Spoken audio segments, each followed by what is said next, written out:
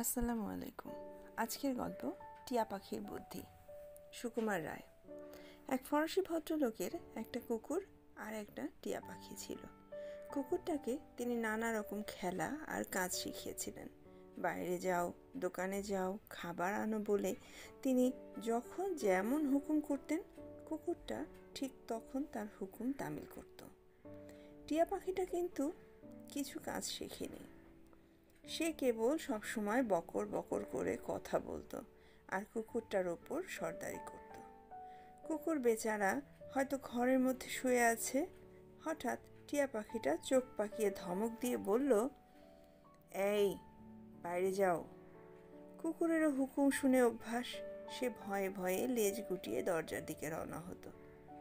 তখন টিয়া পাখিটা ঠিক তার মনিবের মতো শীষ দিয়ে তাকে ডেকে আনত। এই ভদ্রলোকটি কুকুরটাকে প্রায়ই রুটিওয়ালার দোকানে কেক আনার জন্য পাঠাতেন। কুকুরটাকে সকলেই খুবই চিনত, সুতরাং সে টুকরি মুখে নিয়ে দোকানের সামনে গেলেই রুটিওয়ালা টুকরির মধ্যে কেক পুরে দিত আর তার মনিবের নামে হিসেব লিখে রাখত।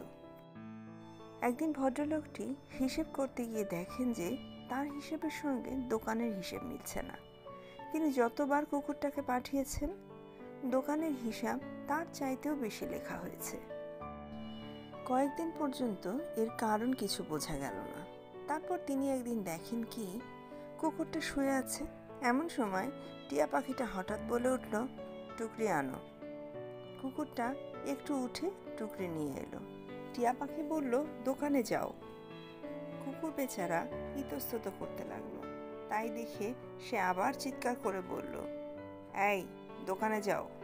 কুকুর বেচারা আর কি করে, সে দোকানে গিয়ে 2 মিনিটের মধ্যে খাবার এনে পাখিটার সামনে রেখে লেজ নাড়তে লাগলো।